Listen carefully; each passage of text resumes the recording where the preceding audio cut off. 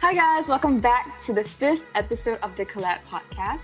I'm Min, And I'm Kamran.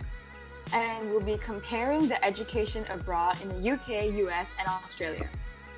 Yeah, so in this podcast, we're just going to go through some general topics of what it will be like studying in the UK, US, and Australia. So I think this would be quite useful for people or students who are still thinking of where they should go to study. So hopefully this podcast gives you a good insight of what it is like to stay in, to study in the UK, the US, and Australia. I mean, So today we have two very special guests. One of them is my very good friend, Nick. Would you like to introduce yourself? Hello. My name is Nick. I'm currently an incoming sophomore studying at Binghamton University, which is an upstate university in New York in the States.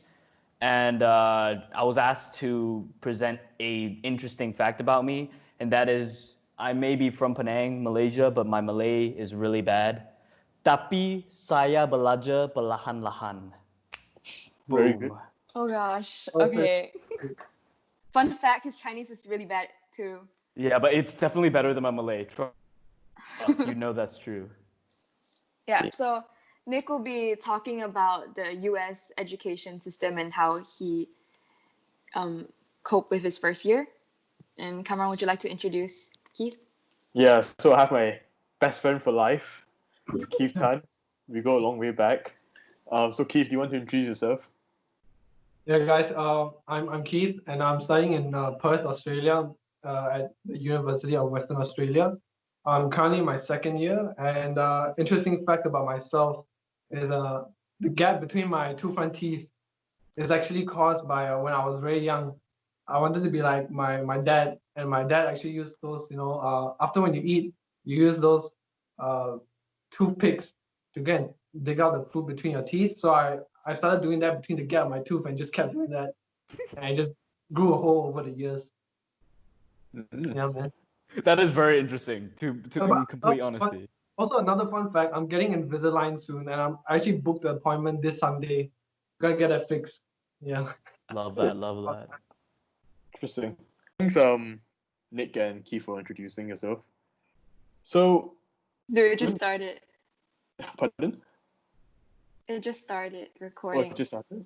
Oh, okay, let's Yeah. go again. Cool, so thanks, Keith and Nick, for introducing yourself. So, in this podcast, we're just going through some general topics about what is it like to study in the UK, US, and Australia. So, the first area of topic we would like to talk about is the course and the length of study. For example, how many semesters you guys have, when's starting date, your breaks, etc. So, Nick, you'd like to start first? Yeah, sure.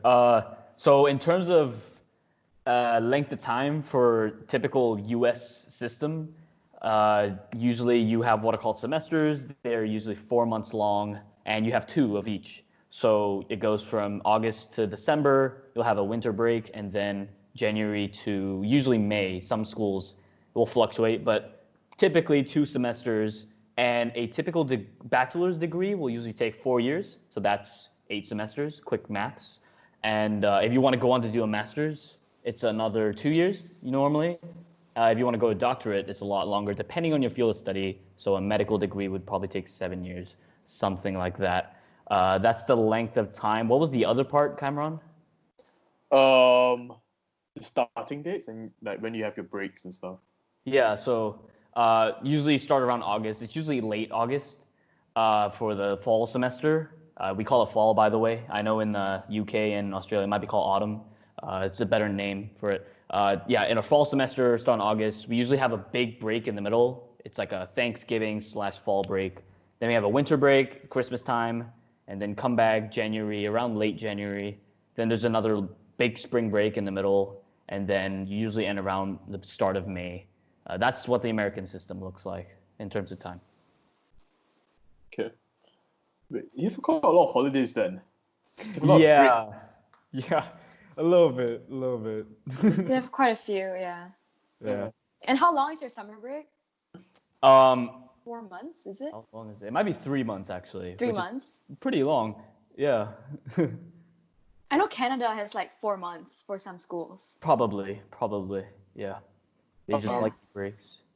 And how long's the flight to New York? It depends what flight you take. A direct flight from Singapore to New Jersey, there's an airport there, Newark, can maybe take 17 hours because it's a direct flight, but there's no layover. So you're just on a plane for 17 straight hours. You take a nap, you'll probably get there in time. However, if you want a cheaper flight, which I've done before, you take a stop in Frankfurt, and I had a whole 12 hours layover. It wasn't really fun because I didn't plan ahead. And yeah, it's definitely more than 2 days of traveling almost. Yeah. Nick, you should talk about your flight back from New York during COVID. Yeah, so I traveled at a really bad time on like mid-March, right when things were starting to get like closed down and stuff. Airports, flights were getting canceled. My family and I decided to bring me back home, and I had a nice flight, business class, planned from Newark direct to Singapore, and then Singapore up to Penang. But that flight got canceled. It wasn't because of COVID. It was actually because the plane had an issue. So it was funny. Edmund was there. I got to sit in the business class seat for at the beginning when people are getting ready, they're putting stowage and stuff like that for a good 1 hour, and then they booted us off the plane. I had to stay at the hotel for a night, and then the next morning I almost couldn't board my flight because there was some issue with the system. It's really, really crazy. And then I got a flight to LA, got stuck at LA for almost a day, like 12 hours ish. Finally got on that long haul to Hong Kong, and then Hong Kong to Penang.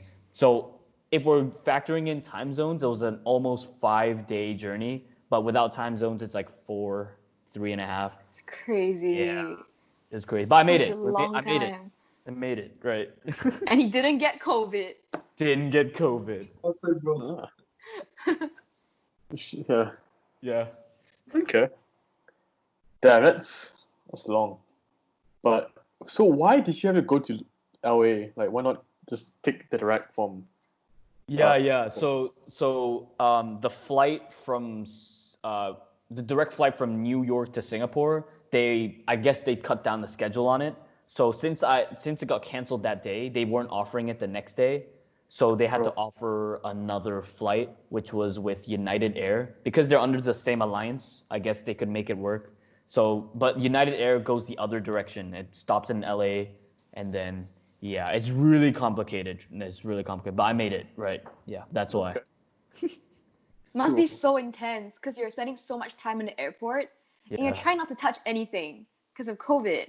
Yeah. Trying to like stay in your own spot, but it's such a long time. 5 days. Holy crap. Okay. It was really intense as well because what an experience. I was at the airport like 6 in the morning in New York because I'd missed my flight the day before it got canceled, and it was really crazy because you guys know New York people. They're in the morning, they're really cold, they're really like, man, I don't want to help you right now. I'm so tired, right? And you're like, dude, but I have to get on a flight in like 2 hours. You just need to help me, man. You just gotta help me. So it's like it's not helping. They're being jerks, and yeah, it wasn't very fun, but it's all good. It's all good. We move. It's all good. It's all good. What about you, Keith? If you could just explain to us like how does the Australian system work? Like how many semesters you guys Coming have? back to the Australian education system. Your breaks. So very similar. We also have 2 semesters a year, but we start actually at the start of the year, early February to the first semester will be early February to about May, June, and then you have like about a good month break, and then you start your second semester, which will carry on from July all the way to about October, November. So standard bachelor's course will be about 3 years. I don't know why the US you said took 4 years. Maybe it's because, bro, too much breaks, man. Too many breaks, bro. Yeah, probably. Too many breaks. Gotta pay for them. So we do have a month break between semesters, but for between years, you will get like a good 2-month break between like December and January. So that's pretty nice. In between, for my uni, which is University of Western Australia, UWA for short, we actually have the least amount of breaks within Western Australia. I don't know why that is, but I think between semesters we have within semesters we have about maybe a week or two of like holiday, and then we have study break, which is generally what you take before you take exams. So that's about it. Yeah, there isn't too much breaks other than that. Okay. And then And for masters, I think it's 2 to 3 years depending on which course you take. And then that's about it. Anything else? and Oh, when you fly your to Perth, masters sorry. take 2 to 3 years. That's quite long. For UK, only takes 1 year. Am I wrong? Yeah, I heard. Right? Yeah. Yeah, Yeah. but UK is 12 months straight. Oh, I see. Okay, that makes sense. Okay. Yeah, they don't have summer breaks. It's more stressful. Yeah. Yeah. It's more compact. And your flight to Perth? My flight to Perth was actually wasn't as bad as what Nick said, because I came here like late Jan, early Feb, which is like kind of when coronavirus started getting to the news. And my flight was pretty chill. I wasn't even wearing like a mask because I didn't even know much about it. Yep. Like only when I touched down, and then like I saw the big screen in the airport, watch out coronavirus and stuff like that. Then I was like, oh shit. Oh, It's like, in January they already had it. yeah, Yeah. they did. Actually, again, like the night I came, I think I was like the night I reached Perth, it was like about 11 p.m. around there, and they actually imposed rules and regulations regarding the international travel the day after, which started 12 a.m. and I arrived 11 p.m. So I was all clear. I didn't need to go for temperature check. They didn't need to, scan me, talk to me about my previous travel destinations. And in fact, I was actually in Beijing early January. So What the? thank God I'm not Okay. carrying coronavirus. So I mean, touch wood, yeah, it was all good. And my friend actually arrived the day after me, and he was actually from China, and then he got sent back by the Australian border. So tough luck. And you're just there laughing at him. Yeah, man, I need to laugh. I need to laugh. He's still stuck there. I mean, like I actually didn't know that the pandemic was going to be so long. I mean, in February, I thought, okay, this will be a couple of months and then it should be over. But then he texted me, I think, because he was like, dude, this is going to take a year. I'll see you in 2021. And I was just laughing my ass off. But it might be true. He's actually correct. He might see me in 2021. Probably. Okay. So, I mean, you want to explain the UK system? Okay, so basically we start our semester in late September and we continue until December. Then we have a month of Christmas break. And then in January we start again until March and we have a month of Easter break. And then we continue after that until early June. And then we have 3 months of summer break.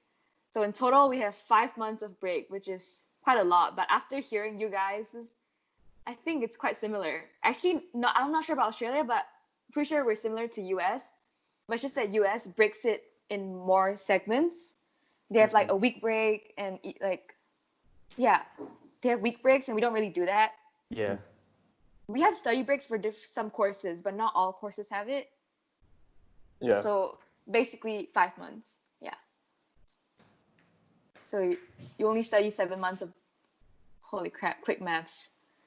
7 months Yeah. of the year. Yes. Yeah, Okay. so basically half a year is holiday. Yeah, But so definitely go international school because half a year is holiday. Yeah. That's quite chill. Yeah. You want to talk about the flight? Yeah, so the flight is just actually, how long is it? So if you're taking a layover, it'll be like 17 hours, I would say, including transiting. If you're taking a direct flight from KL to London, it'll be 13 hours. Yeah, so it's not too bad, I would say, because it's like if you want to like transit in like either Doha, Dubai, or Abu Dhabi, you have like 3 airlines to choose from. And they're all quite good. They're all 5-star airlines. They're really, yeah. The plane is clean. Yeah, You don't see the bacteria though. exactly. Yeah, you don't see the bacteria. Dude, but MES is dirty, man. The toilet smells. Remember, I Are you was like, serious? yeah, the MES is bad. Uh, yeah. I've never tried MAS. I heard it was quite up there though. Okay, so like I think this was like after MH370 and stuff. So I think they were lacking budget and funds and things like that. So I don't think they were really cleaning the plane well. And economy, Oh. you ate with plastic spoons instead of metal spoons. Oh. Yeah. Oof. Okay, those Middle Eastern airlines are Yeah. better. Yeah. Yeah. So it's quite chill actually. It's a lot of routes to get to the UK. There's so many airlines. Yeah. So flying there is not too bad. Yeah. Honestly, there's a lot of airlines flying to Australia, UK, and US as well. Yeah, true. So Yeah. traveling's not a problem. It's just the traveling time. Yeah. Yeah. So when it comes to like the length of a degree, so bachelor's is 3 years most of the time. I think that's standard for everything. It's 3 years. Masters, it really depends what kind of masters you do. I think it's mostly 1 year. So it's just like 12 months straight. If I'm not mistaken, I think my cousin did a master's and his was just 12 months straight. He didn't have a summer break, which is a 2 weeks break in between. So it's quite intense. Yeah. It's all And- research. Yeah. So yeah, so that's about it in terms of like course, the length of study, and the flights to the UK, US, and Australia. So for our next topic, we're going to just talk about visas. So like how easy is it to get a visa, what the application process is like. So if Nick, you'd like to start with. Yeah, just to start off, if you guys hear any background noise, I'd like to apologize for that beforehand. In terms of the visa, for Malaysian students, it's not too bad, surprisingly, at least for me, as long as you've got a valid reason. We call it the F1 in American terms, and pretty much that grants you the ability to go be on U.S. soil and study. The sole purpose of education. We're one of the only countries who are weird enough to not allow international students to work or earn any sorts of income. So yeah, even on the F1, you can't earn money. And if you do get caught somehow earning money it has to be off campus. So yeah, that's where it gets complicated. So if I were to work at a Chipotle, it's off campus, and therefore if someone snitches me out, then I could get deported. But if I secure on-campus employment and it doesn't exceed a certain threshold of hours per week, it's all okay. But that's how the visa works. How to get it? At least in Malaysia, you have to travel down to KL where the U.S. Embassy is, and you book an appointment. They have a quick interview. It's really quick. They ask you basic information, what you're doing, where you're going. They might throw in a weird question here and there, like, what does your dad do? Just to get to know you, I guess, pretty sure. And then, yeah, you usually get it within 2 weeks or something like that. Okay. What about Australia, Keith? Yeah, student visas actually is quite easy to get here because all you need is just, again, as what Nick said, a valid reason to come in.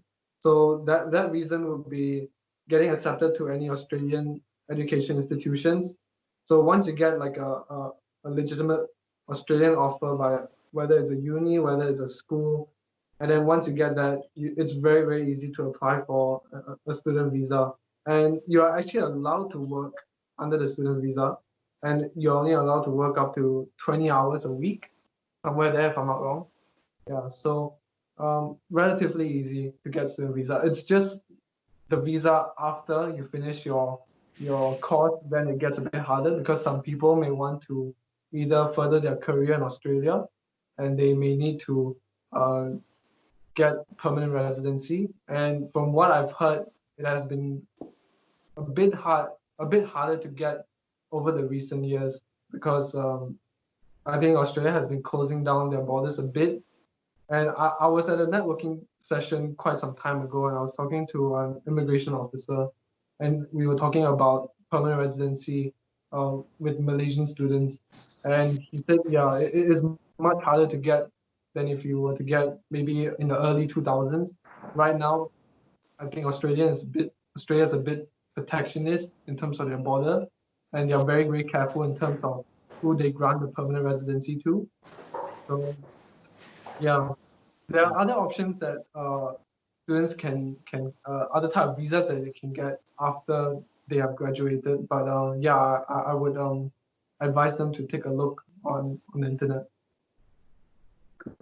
Sorry, Nick, I think could you just explain, like, if let's say you want to further your career, is it easy to convert your F1 to something more like to another visa which allows you to work? Yeah, I realized I didn't clarify that. Thank you for bringing that up again. So there are several options that you can take. If I've just completed my undergrad and I want to work, I have to apply for what's called OPT. It's I've forgotten what the O stands for. It might be like optical or something. And that's probably not. That probably stands for eyes. Yeah, it's optimal curricular training. I know. Wait, OPT. It's called OPT. We know what Okay, it let's call it OPT. Yeah. Yeah, we know what it is, but like it's a long word. I don't do very well with long words. So OPT, and pretty much that allows you to work in the U.S. But you're not studying. So you're no longer on the F1. You're not a student. You're now working. That's when you're allowed to, work for a company in the U.S. You're allowed to earn money legally as a foreign citizen.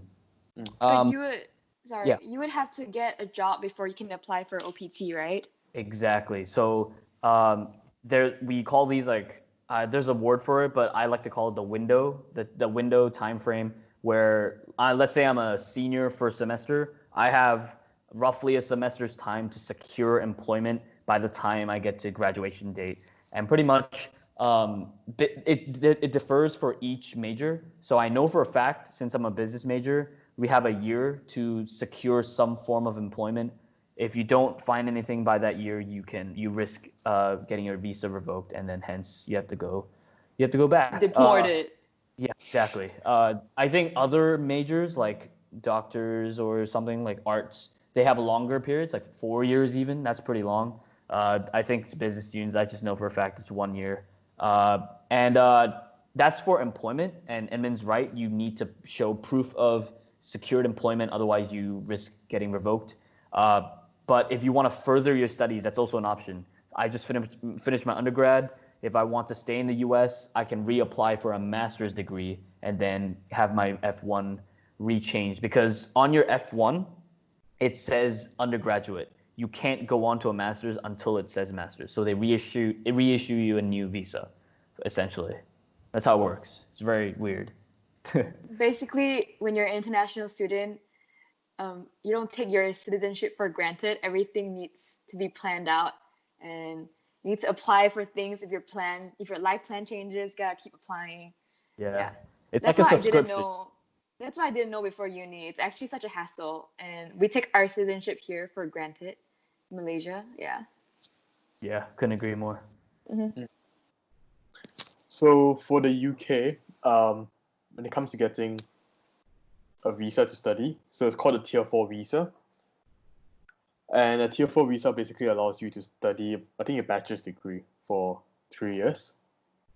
To get it, I don't really know. I feel it's a pain, to be honest with you, because you need to get your TB test in a certified hospital. You need to get your bank statement, prove you're financially stable. And you need to pay insurance. Insurance, yeah, for the NHS. How much is that? 1,000 USD? No, it's way more. It's way more. I remember it was like 10K plus ringgit. Yeah, it's really, really expensive to get a visa. They upped the price recently. It wasn't this expensive, but they upped it recently. Yeah. Yeah, so that's what you need to get for a Tier 4 visa. And I think you need to come down to KL again. I think it's Wisma MCA, if I'm not mistaken. The thing is there. When it comes to trying to further trying to get a job there, okay, if I'm not mistaken, the new rules is that your Tier 4 visa converts into a Tier 2 visa upon graduation. So that means you can try to find employment, or you can within 2 years, you can work in any industry as well. And the rationale behind this is because of Brexit. A lot of their workforce, there's not much.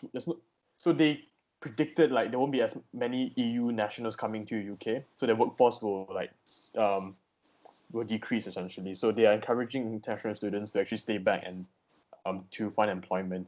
So I think so to getting a tier 2 visa is quite easy. Yeah. I think That's pretty good. They made it much easier. Yeah, that's quite good. Yeah. It was only recently passed, but I'm not sure if it's in action yet. I don't know. I think it is. It is? Maybe. I'm not sure if it applies to 2021. people who apply starting the year after or people who are already in the UK. Yeah. But you always Because they look it haven't up. clarified it. Yeah. Yeah, you can always look it up. I know they're making it less. They're making it less harder. Yeah. That's good for students. Okay, so. Wait, hold on. I have a question. Yeah. What do you guys think about US deporting their students that are online only learning? Okay, so I need to clarify that question. What do you think of Trump trying to deport the students? The Supreme Court recently completely slapped his ass and said, no, you can't do that. So technically, he can't do it anymore. The administration can't do it. But this is nevertheless a very important topic to talk about, hence because of all that's going on. My opinion is that it's going to be biased because I'm an international student, but yeah, it's ridiculous, right? Because a lot of people have worked hard to get to where they're at. People come to the States for the opportunity, the education, and even if it's all online, we should still be able to be in that setting. You're forcing us to go back, so it's causing havoc as well. So yeah, it's just, I'm pretty sure there's a motive behind it. It might be good, it might be bad. I don't know. I'm not a president like he is. But yeah, that's my take on it. It's not, it's going to be biased one way or another. What do you think, Keith? I actually didn't know much about this actually, but He's like chilling in Australia. yeah. But just the thing about that face value, I think ultimately the international students should have a choice whether they should stay or not. But yeah, I don't think they should be kicked out just because they're doing online learning. I mean, that's a bit absurd. Yeah. That's pretty dumb. Yeah, I agree with you guys. Yeah. Yo, when Keith said that he didn't know much about what was happening, you guys know that one meme where it's like, what the flip are they doing over there? It's legit like Australia looking over the fence at America. I don't know what America's doing right now, man. It's just shambles. Dude, it's the whole world looking at America. What are you doing right now? Oh, it's not looking good, man. On American news, man, I saw Kanye West is going for presidency. Elon Musk supporting him. It lasted a good 2 weeks. It was fun. There's so much shit coming from his mouth. I just completely just zone out from all the news, man. Screw that shit. Dude, honestly, Kanye West for president, I'm just like, okay, he can really do anything. Yeah. Okay. Yeah, so moving on to the next area. So we'll talk about living conditions. So I can start off with Nick again if you don't mind. So what is it like staying on campus and off campus? Yeah. Okay, so I don't know about the Australia or the UK, but in the US, most campuses require freshmen to stay on campus the first year, regardless. So I had no choice. But it was kind of good as well. There's a rationale behind it because they want students to, I guess, get involved, to get to know people. I was one of the people that kind of put picking a roommate off to the last minute. So I got put with a suite of randos. So pretty much what a suite is like is it's 3 rooms. You're paired with another roommate. And there's 3 rooms. Yes, 3 rooms. So total of 6 people, but you technically only stay with 1 person. So it's kind of interesting. I know a lot of people can relate to being paired with a random. It's like the anticipation. Is he going to be a good roommate or she? You never know. He or she, good roommate, stuff like that. My roommate was all right. We're just very different people.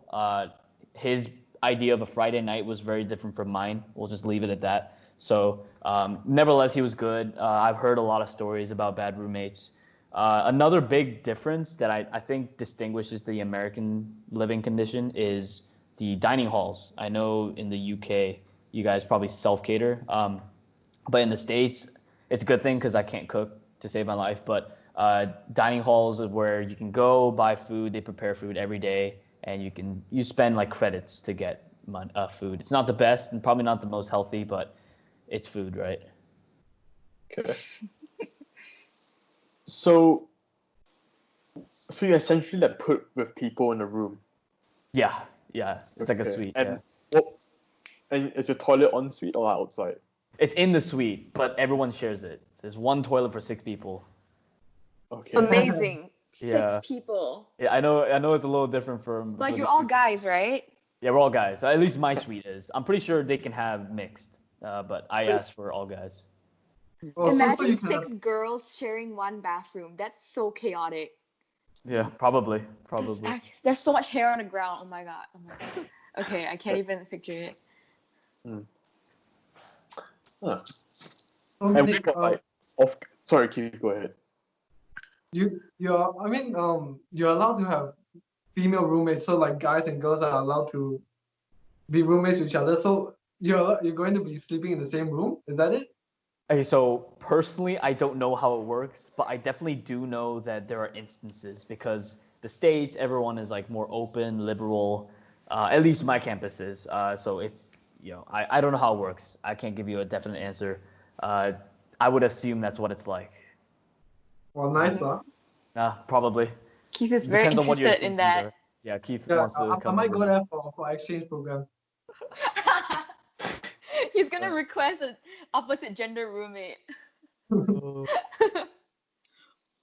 Then what about off campus? Like, do you get kicked out after your first year? Like do you get kicked out of your campus accommodation? Yeah. You actually don't get kicked off.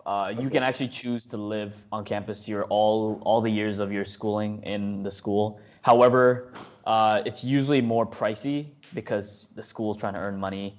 You also spend a lot at the dining halls. It's to get the better food, you spend more essentially. So what people tend to do is you're required the first year, you have no choice. What they'll do is they look for off-campus options. They're farther, so that means you kind of have to either take a bus or drive a car, carpool, walk even if you want to. But that means you get your own private room, you pay a cheaper rent, and usually that means you cook for yourself, depending on the scheduling and stuff like that. I cannot speak because I've only been first year, so I've only lived on campus. But I do know friends that have lived off campus. They enjoy it. It's also nice because if you decide to live on campus the following year, that summer break, you need to pack all your stuff, find a place to store it. My stuff is actually in a friend's house off campus right now. Some of it is stored there right now, and I don't know when I'll get it back. But that's the inconvenience because if you lived off campus and you pay the rent, you can just leave your stuff there, come back, and it'll be okay. That's how it works. Okay. What about Australia, Keith? I actually did not have a roommate because so usually, Australia, the unis actually they would rather have freshers actually go stay on campus. But the thing is that on campus you need to have like what you call like standard rooms, and standard rooms are much smaller and it's not as nice. It is a small space and you do have a communal bathroom, and I did not like that. I don't like sharing bathrooms. And I took a look at the room and it was just so small. So I just didn't want it. And that's why I stayed off campus actually on my first year of uni. And I stayed in like in Australia we have this thing called like standard rooms and studio rooms. Studio rooms are a bit bigger than standard rooms, and they have ensuite, so you get your own private bathroom. So my first year, I think I was living dead right in the city, so that was nice. I got to hang out in the city much more often because I didn't need to travel from uni to the city. But the bad thing is I wasn't too involved in the uni life. I made friends in my private accommodation, but that's about it. Because in a private accommodation, not everybody is the same uni as you. You get mature age students, you get people that are just coming into Australia just to learn like maybe English or different languages, so they might stay there as well. So you're mixing around with a lot of other people that may not be in your university. So I think that was one thing I kind of regretted. I wished I actually stayed on campus on my first year, I would have made more friends in my uni. But it's actually up to personal preference. I mean, if you're really into like your private bathroom, your room, which I think I kind of am, and then by all means go ahead. You still can make friends. But actually right now I'm actually staying on campus in a studio. I have my ensuite bathroom, and I'm just having a lot of fun. Of course, a studio, living like a king. We get it, Keith. We get it. It's like it's just like a normal room. It's like you have your own mini kitchen, you have your own ensuite. Is that what you guys have as well? We have that option in UK. Yeah. Mhm. We have the Studio ensuite option and studio option. Okay, so for the UK, I think it's a mix of both, I would say. So like in your first year, conventionally, first year students will apply for uni accommodation, and the same rationale that Nick gave is to make more friends in uni, and hopefully you guys get along well together, and then you guys can go in your second year, you guys can go get a place by yourself, and that will be off campus or that will be private accommodation. So there's basically uni accommodation and private accommodation. So first year you go into uni accommodation, and then your second and third year you go into private accommodation. But in the UK, it's definitely more freedom. You don't have to follow that convention. You can just do whatever you like actually. So in your first year you can go for private if you want to. And in second and third year you can reapply for uni accommodation, but they are more strict. So you have to apply really early. Only certain uni accommodation will allow second and third years to come back in. So that's because how they the prioritize the first years. So Yes. they have a limit for second years and third years, but first year is, if you apply early, it's really easy to get the accommodation you want. Yeah. So apply early is the key. It's the same with the States, by the way. That's a good point to bring up. They prioritize first years. So if you are an upperclassman looking to stay on campus the whole 4 years, you have to apply early, use your priority status as much as possible. Otherwise, you might get kicked off. You know what I'm saying? It's the same for Australia as well. Yeah. Nice, something in common. They... Okay, let's talk cost of living. I know for Keith, a studio is gonna be quite pricey. No, I think no, I don't think it is actually. If you convert it I think it will be around the same. So per week it's about 380 Aussie dollars. So that's around about say 1,001, 1,002 ringgit a week. Let me get my calculator.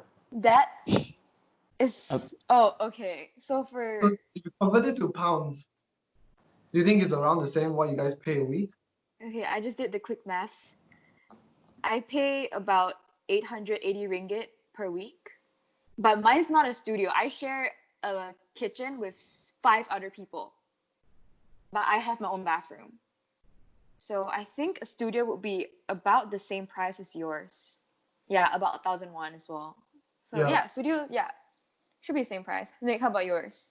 Okay, so here's the kicker. We have residential communities. Some are definitely nicer than others. I happen to live in one of the shittier ones. Oh, I just swore, my bad. But I happen to live in one of the more not as nice ones, essentially. Mm-hmm. So if we do by month, I think it's about 1,000 a month. Dollars. Oh, this is dollars. So whatever that is in ringgit, 4,000. 4,000. 1,000 a week, 1,000 ringgit a week. It's roughly more than a 4,000. This is a month, I think, per month. Hold roughly. up. Right? You pay 1,000 ringgit for a shared room and community bathroom? $1,000. So 1,000 ringgit. Oh yeah, my bad. So 1,000 ringgit per week. Wait, no. 1,000. Wait, is it 1,000? Yes. Is it? I haven't done the week math yet, but if that's what it is, then is it? Is that what it is? Wait, how much is it per month? Per month is $1,000, 1,005. So it's about 4,000 ringgit divided by 4 is 1,000 ringgit.